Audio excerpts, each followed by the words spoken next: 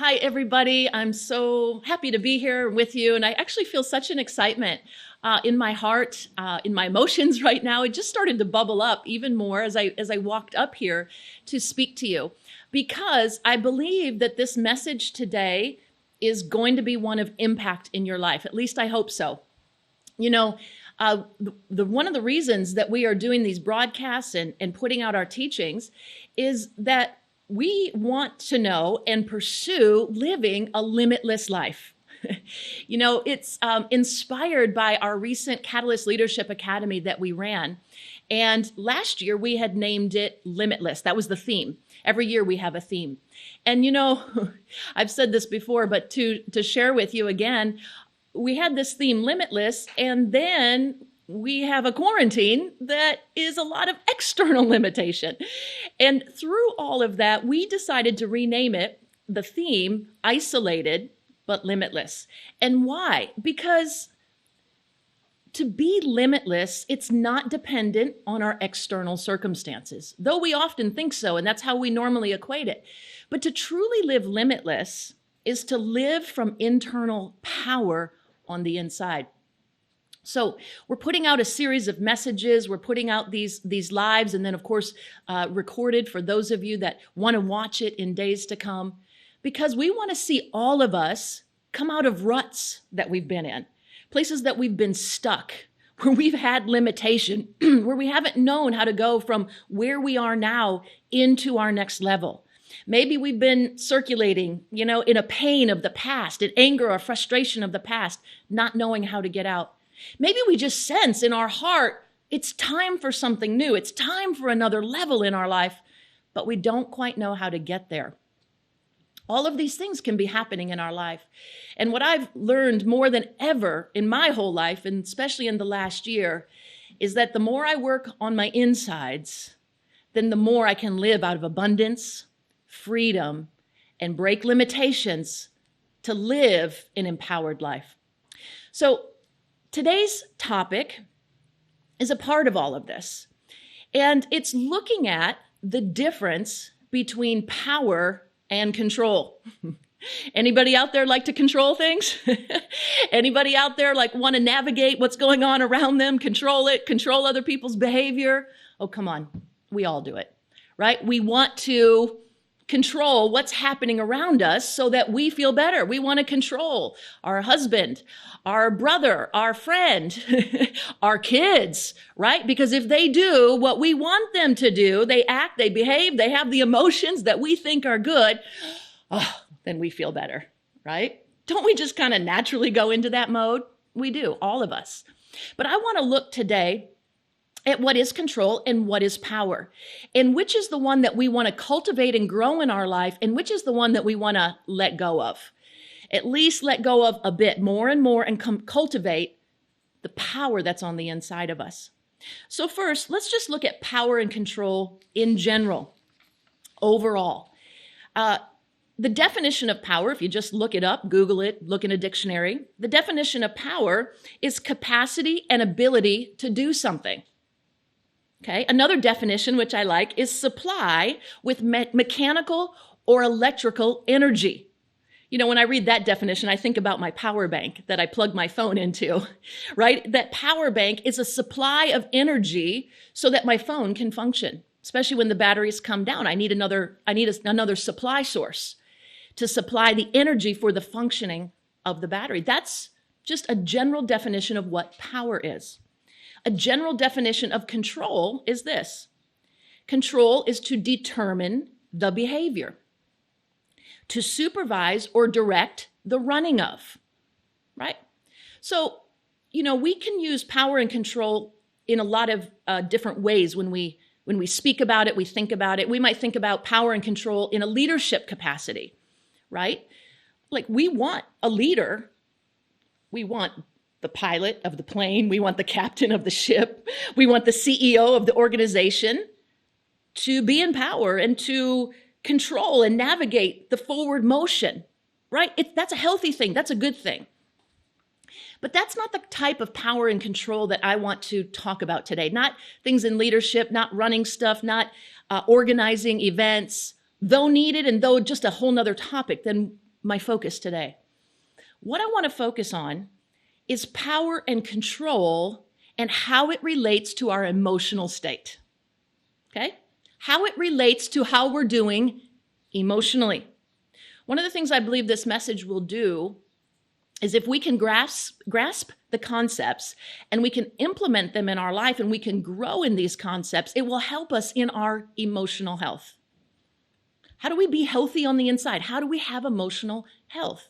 So this distinction between power and control, I hope will help you navigate the two. So power and control in terms of how we are doing emotionally. This is the focus of today.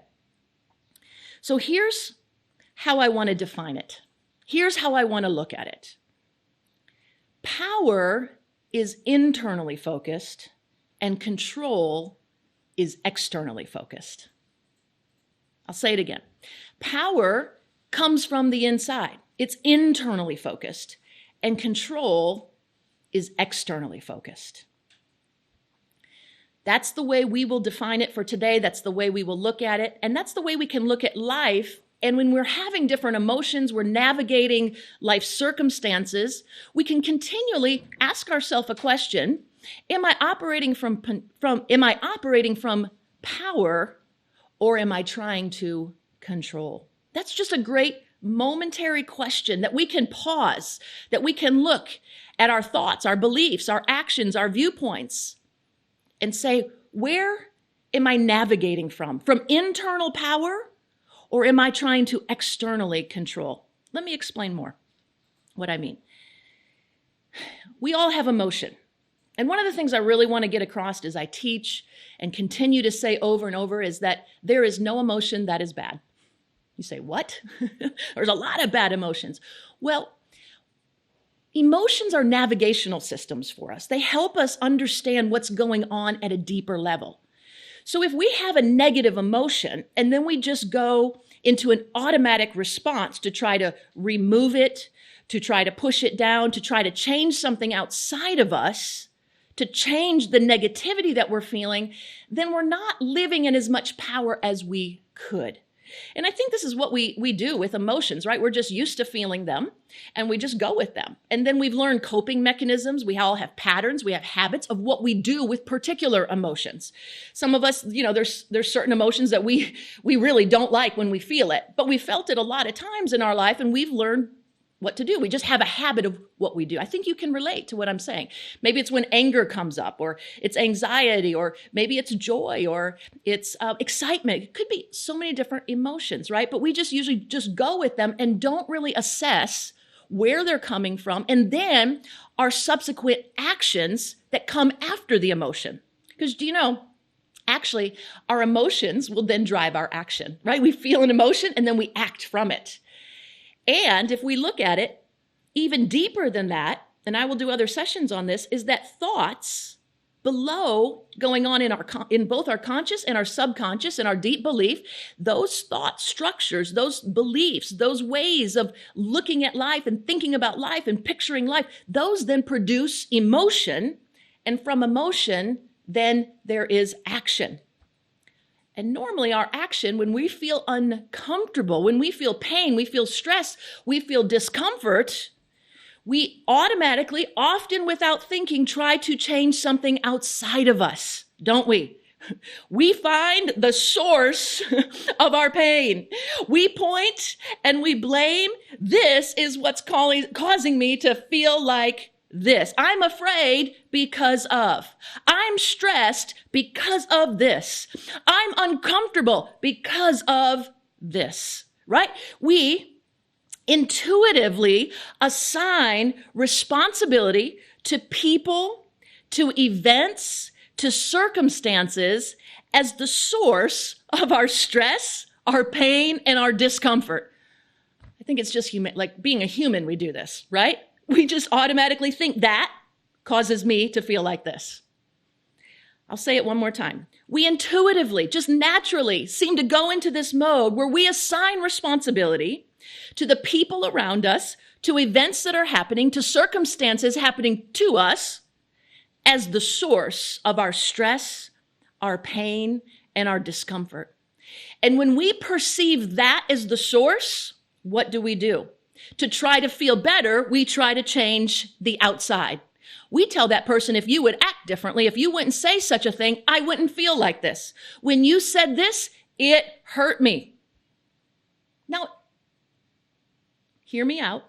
Listen to the whole concept. In an effort to feel better, we attempt to control and adjust our external environment, right? Control people, navigate them. Even it could be something like you're feeling pain, and because you feel pain, because you're not in a good place, that discombobulates me, that unravels me on the inside. Because you're like this, I'm like this. We might think that's just empathy, right? We might think because you feel that way, then I feel this way. And we would call it empathy. Now, as I explain this, I'm not saying that we shouldn't feel negative emotion. Please hear me. We will feel negative emotion, and there are circumstances that cause us to feel negative. That is okay. There's other circumstances that bring up positive emotion in our life. But the main thing that I want to do is I want to separate and begin to look at what actually causes our feelings. Why? Because if something external is making you feel something, you will automatically go, I will automatically go into the mode of trying to fix the outside, right? If I fix this, if I change this, if that person changes, if the circumstance changes, then I will feel better. Now, there is some truth in that. When we can change external stuff, we do feel better if we can actually change it. But if you think about it, how often are you able to control the world around you? How often are you able to control other people's behaviors? I mean, we try all the time, right? But does it really work? And if we're always waiting for someone else to change, for someone else to apologize, for something different to occur so that we can feel okay, so we can be healed, so we can move on, so we can not be in stress or pain or discomfort, we will most likely be waiting a long, long time. So we can just see that doing that has a minimal effect. It could work in some situations, but it's not the place of our true power. Our power is not in controlling our external world. Now again, there are times we have to adjust our external world, but it's not where our true power lies. Power lies within us. Okay, let's first understand this concept and think about this. Is that the external world does not cause us directly to feel. We think so. When something happens and we feel the irritation come up, we attribute it to what just happened, that car that just cut you off, and the irritation that rises up. I feel irritated because that car cut me off. No, you don't feel irritated because the car cut you off. Do you know why you feel irritated? It's because of what you think about the car cutting you off. You might say, well, that's semantics, or that's just, no, think about it. Think about it deeper. It's not the car cutting you off that causes you to feel. Otherwise, you are a victim to your circumstances. You are in complete control, being controlled by your circumstances. I speak about this example from personal experience. Irritation on the road and driving, and I think one that so many of us can relate to, right? And I began to realize that because I always just accepted it as, yeah, they're wrong and I'm right in my driving, right? And what they're doing is wrong. And therefore, that's why I'm irritated. That's why I'm angry. And it started to click for me, like, I'm not angry or irritated because he cut me off. I'm angry, I'm irritated, I have this emotion rising up, which is not wrong that I feel an emotion. I'm not trying to just push it away, but what I did in this case is I actually acknowledged it. And I didn't just assign the source of it to the guy who cut me off. I then said, he cut me off. That is my circumstance. But the source of my feeling is what is my perception. What is my thoughts about this? And I began to shift the power. See, I was under their power, so to speak, because it would happen. And because I assigned the responsibility to them for my emotion, how can I fix that? I can't. Cars always cut you off. I don't think we'll ever be able to fix that. It's been kind of nice during these quarantines because we've had a lot less traffic, right? And when you did have to go out on an emergency or get food or medicine, a lot less traffic. People aren't cutting you off as much. But you know what? That's not reality in life, is it? And I've tried for years. I've just sat frustrated with that over and over again, not really wanting to be, but never knowing how to change it. But when I started to take my power back, and my power was this: I'm going to take 100% responsibility for how I feel in the midst of this circumstance. Now, these principles apply to anything happening in our life. I'm just giving you an example from my own life, and I think one that we can all relate to. So what I began to do is say, how am I thinking and perceiving this? And what are the thoughts that are the pattern? I have pattern thoughts that just come up. I think the same thing every time. It's just become my normal. So I began to identify that. First, I identified my emotion. I acknowledged it. And I said to myself, I'm not going to assign the source of my irritation to the traffic. I instead am going to assign the source of the irritation coming from my thoughts that are happening in this external circumstance. And I started to take my power back, because then I began to realize what my pattern thinking was that would continually produce the same emotion. And I would hope every single time it wouldn't happen outside of me. But you know what? That's living in a powerless state. I began to look at the thoughts. I began to adjust the thoughts on purpose. And you know, something I'm not teaching here is just positive thinking. You just got to look at it positive, because I don't think I think the concept of that is good. But I think when we think that, we just try to put in a different thought, and it's like it argues against what we really believe down deep. It doesn't work just to put in a positive thought and say, be positive. Doesn't usually work. So every once in a while that does work. It's just a shift of thought. But we've got to find out what are the patterns of our thinking, and then begin to change it at the deeper level. And yes, then ongoing, we practice it, because if our thoughts generate our feelings, we have control over our thoughts. We have the power and ability to renew, to change, to renovate, and to grow. This is where power is. Power resides on the inside. So it's important to know that circumstances directly do not cause our feelings. I was doing this as an exercise with a group of people. We had a great honor of debriefing prosecutors and police and social workers that are on the front lines of fighting human trafficking. And during this debriefing time, I was teaching this particular concept and used a recent earthquake that we had here in the Philippines as an example. And I just asked everybody in the room, tell me how you felt. Like after the initial occurrence, right? Because initially when an earthquake hits, we all, or most people, will go into survival mode, right? That fight, flight, or freeze, because threat, and possibly very, very real. I mean, it's very real threat. We don't know how big the earthquake will be, right? So you automatically go into survival modes. But once that calms down, then we have ongoing emotion. And so I asked them, and we wrote a whole list of all different emotions, right? And we can guess what those were. I mean, of course, there's scared, there's worried, there's thinking about family and are they okay? And one of the emotions that came up was excitement. And as we listed all these emotions, so different, we went back and then found out what was the thought that was producing that emotion. And you know, it's interesting because we said, well, who was excited?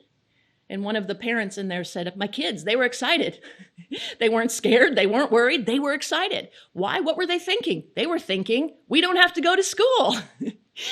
That thought produced excitement, whereas other people were thinking other things that produced different emotions. But the point is this: the earthquake did not directly cause the excitement. The earthquake did not directly cause the anxiety or the ongoing fear. Again, I'm not talking about when it initially happened, but I'm talking about the after effect. It is dependent on what we think and how we interpret our external circumstances, other people's behavior, people's words, things that happen. How we interpret it, how we look at it, and how we view it is either empowering us or it is disempowering us. It is disempowering. When it's disempowering, our normal mechanism will be to go and try to control, change, and adjust the outside world so that we can feel better. But what I want to share with you today is that there is a more powerful way to do it. And that is to really understand that to live powerful means to live from the inside, so that no matter what is happening in our circumstances, we are saying, how do I grow in my abundance? How do I grow in my freedom? How am I looking at this? Is it empowering me? Is it producing fear? Is it producing anxiety? Is it producing frustration? Is it producing irritation? Or is it producing hope? Is it producing creativity? Is it producing excitement? Is it producing strength? You see, our thoughts are what determine what is being produced in our life. And that is where our power lies, because our power lies in what is going on inside of us. Inside of us, power is internally focused. This is why we want to cultivate power. Now, power is not forceful to the outside world. Sometimes we hear that word power and we hear force. Oh, that person is powerful and they're forceful. And remember, that's not what I'm saying here. I'm talking a power that's based on love, a power that is based on self-love, a power that is based on knowing ourselves, loving ourselves, a power that is based on knowing truly that my emotions are 100% my responsibility. Power is based on the ability and the right that I have to make a decision and to make a choice no matter what is going on. You see, we always have a power of choice. We do. We get into a victim state. We get into a powerless state when we think to ourselves, I have no choice in the matter. Beloved friends, we always have choice. We always have choice over our thought. We always have choice over our attitude and how we will let it evolve. We always have choice to find out what's happening inside of us. We cannot change the external world very often. There are sometimes we can, but the majority of time we cannot change what is around us. But we always have the choice to go inside and live from power in how we see, in how we perceive, in how we feel, in how we act, even reaching out to somebody for healing in our life, even opening up an area that has been closed down. Maybe we don't have all the tools of how to clean it out and how to heal it, but opening up to somebody or even opening up to God, that could be the first position of power that we are operating from, because we say even this, I need help. Do you know saying I need help? Well, I need help can be and is a position and a place of power, especially when you don't know what to do. Staying stuck, saying, I don't know how to go forward. I don't know how to change this, and attributing it to the outside world leaves us stuck, leaves us victimized, leaves us controlled, and leaves us helpless, not because we are, but because we think we are. So it could be that your first step forward in cultivating power and walking in power is to say to somebody that you trust, I need help in this area. I'm ready to open this up. I'm ready to see in that area. I'm ready to look into my past. I did a teaching last week on our relationship with our past, our present, and our future. I encourage you to watch that and to listen to that and to open things up in the past that have just been, there's been a lid on it. And it's never been dealt with. It's never been completed. That's being powerful, saying I'm willing to take a forward step. Power. So when we understand this, when we understand what power is, we can always be reminding and asking ourselves that question. For me, it's something I have to practice on a daily basis, right? Because we're not used to doing this. So we have to learn it. We have to remind ourselves. We have to pause and take a moment, either in the middle of a circumstance or afterwards. And when we reflect on the day, was I just trying to control everything around me? Was I trying to control the universe, control other people's emotions so I could feel better? Or did I take the opportunity to grow in this? Did I live from power? Okay, so power sounds like this. Power sounds like this. My emotions are my responsibility, no matter the circumstance. That's a power statement. That's a power thought. My emotions are my responsibility 100% of the time. When I'm triggered, I will take it as a growing opportunity. That is a power thought, a power statement, a power belief. Another one is no one is required to change or act a certain way so that I can feel better. What? Really? Yeah. Now, as I say this, am I do this all the time? Oh, no. I'm working on it. I'm cultivating it. And where I can, I'm letting go of the control and I'm cultivating the personal power. I think it's a journey for all of us, right? It's not just a one-time decision. Oh, I'm going to do this. No, this takes practice. This is a journey, and there's times we're not going to do it right, and we're just going to fall into control. But afterwards, evaluate it. Don't get mad at yourself. Just grow. Evaluate it. Look and see how you can grow so that the next time you're in a similar circumstance, you can act more powerful, not more controlling. Let's be powerful people, not controlling people, right? Powerful, not controlling. Remember, when we're in and trying to change the external world for our own emotional state, it could sound like this. If you change, I will feel better. If my boss didn't give me so much work, I wouldn't be so stressed. Now, am I saying that that's not true, that you might actually have too much work on your plate? Yes, you might. But I'm saying that even with too much work on your plate, okay, that circumstance, there's still something you can do inside to grow in power and reduce the stress level. It's true. When I move locations, then I will be okay. You need to stop saying that so I don't feel pain. Do you know why you feel pain? It's because of what you think about what's being said. Now, pain is not wrong. Pain is a navigator for us. But my point is, you don't just stay stuck in the pain because you attribute it to somebody else. You say, I am in pain, and I feel pain, and those words did hurt me, but I'm going to do something about it. I'm going to do something about it inside. That's being powerful. You don't just push it away. You don't just ignore it. You acknowledge the pain. You acknowledge the hurt. You acknowledge what you're feeling. But then instead of saying, I feel this because of you, you say, I feel this because of what is going on inside of me. And now what do I want to do about it? That's powerful because you can heal, you can grow, and you can transform no matter the circumstance that is being presented in your life. If my kids would just make these decisions and change, then I wouldn't have to worry. You know what? You don't have to worry. You can be concerned and you can love, but you don't have to cycle and worry. What does worry actually really do? We talked about this in another session as well. It's unproductive and it's a wasted use of our imagination. There's a more powerful state. Yes, you can be concerned about people's actions and maybe your kids are making some really dumb decisions. And yes, it concerns you.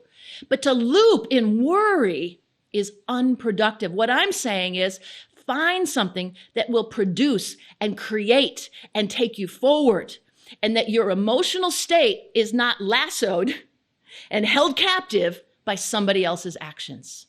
Yes, you're going to feel, but you don't have to stay stuck in those feelings until something outside of you changes. You can change it on the inside. That is power. That is cultivating power, practicing it and living from it.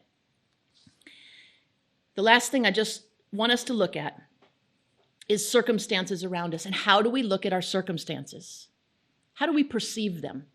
How do we perceive and look at the events, the people, the behaviors, the words, all the things, the world circumstances that are happening now? We can look at it different ways. We could say life is happening to me, right? And it's like it hits us when it's happening to us. And again, we have to watch that, because if it hits too hard, it puts us into survival modes. And especially if it hits hard on something that's unresolved in our past,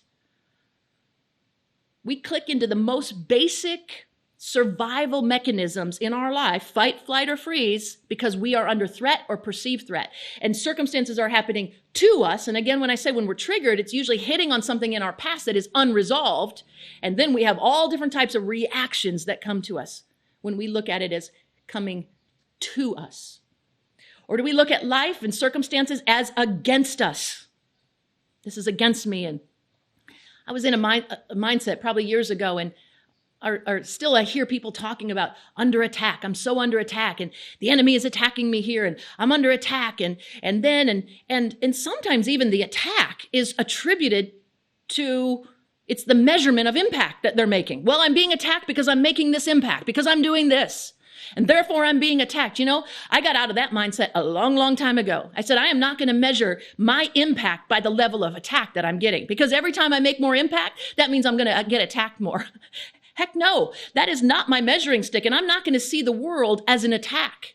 I may get attacked, and I will deal with that, but I will not measure the impact of my life by how much I am attacked. I will measure the impact of my life by the power that I'm living from, by the creativity that I'm producing, by what God inside of me is designing me and destining me and guiding me to do. That is the measure of impact. It is an internal knowing that I'm following what he's put in my heart. It's an internal knowing of that I'm taking the resources and the seeds of gift and personality that he's given me, and I am producing, I am creating, I am moving forward. That is my measurement. But I'm not going to look at life and see it through the lens of attack all of the time. Does that mean I don't get an attack? Of course I get an attack, but that's not how I'm going to see everything, because it's also very disempowering. When I feel attacked, what do? I have to go and I have to fight, or I have to run away, or it might paralyze me at times, right? What's our mode? Don't look at life as always attacking. Do we look at life as crushing? That's crushing me. Again, we have many different responses when it's coming at us, it's pushing at us, it's attacking us, it's happening to us. A more empowering viewpoint to live from power is to look at life and circumstances and things that are happening. It is happening for me, not to me. It is happening for me. In other words, I'm looking for an opportunity. I might not like the circumstance. The circumstance, and because of what I'm thinking and perceiving, has caused me pain, has caused me different emotions. But if I look at that and I say life is presenting me an opportunity right now, life is helping me to navigate something I get to grow in on the inside, I get to take what is happening as for me, not against me. As for me, not just to me. As for me, not just crushing me. I encourage you to look at life as for you, as aiding you, helping you, promoting you, and the challenging circumstances, the most you have to look at like that. The challenge, the hardship, the stress, and the discomfort, say, this is happening for me. What does this make possible? This is happening and aiding me. What does this make possible in my life? This is here to help promote me to a next level. I just need to see where I can grow. Where's my opportunity to heal? I did this recently in my life, and I went way, way back into a memory in my childhood, something I'd never been able to uncover, never had answers to. And just in the last week, using these principles and other principles that I teach, wow, I was able to go back into that memory container and get peace where there's only been a frustration all of my life. Thank God. That's power. I didn't attribute it to the circumstance that happened. I didn't say I feel this way because of the circumstance. I said, this is what happened to me. And the feelings and emotions that are still inside, I have not yet processed. So I'm going to take my power. Me and God are going to go inside. We're going to clean that out. And we're going to process it. And we're going to bring it into peace. And thank God, you know what? I slept so good that night. Amazing. Amazing. Something that I've lived with my whole life and didn't even really know. I didn't know what it was. I was just accustomed to it. You know, you don't even think about it until something comes and triggers it. See, this is why life happening for us, a trigger in our life, is to help us go deeper. Power and control. How do you put it into place today? Just ask yourself, if I'm feeling an emotion or I want to feel an emotion, what's my first go-to? Is it to control, change, adjust, or fix something outside of me? Or do I take a few moments and say, either want this emotion or I don't like what I'm having now, and I'm going to go inside. I want to live from power. I want to live from power. And I want to cultivate this power experience in my life daily. I hope this helps you. I hope it's clear that you can ask yourself, am I living from power in this circumstance, or am I trying to control? Just ask yourself that simple question and then go from there. And I believe your true nature and who you are, that you are powerful, that your Creator actually made you powerful. You are powerful on the inside. It's just a matter of manifesting that and living from that power. Okay, God bless you today. Again, I believe and hope and pray that this ministers to your heart, to your viewpoints, to your past, to your present, and your future, that you can live even more successfully and live from that abundance that God has placed on the inside of you. Our worship team here, our band, we're so proud of and we love. We call them the Sound of Freedom. And they are going to minister to you now in song and in worship. And I just encourage you to close your eyes and think about this message, meditate on it, meditate on that personal power that you have, the I am powerful. I also want to mention that I made a declaration that you can listen to. It's called I am powerful, because it's great to just tell ourselves the right stuff to begin to change that habitual thinking that's not actually serving us and not helping us and not empowering us. And so if you want that resource, it's on our YouTube channel where you can just listen, and it's a declaration, it's a statement about being powerful. And so as you listen to this worship and as you listen to this music, I believe it will help you just go into that state of empowerment. Receive God's empowerment. Receive the Spirit of the Lord, His empowerment in your life.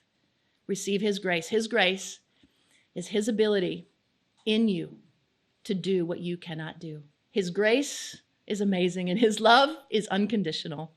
Just receive it, soak in it, and live in your power. God bless you.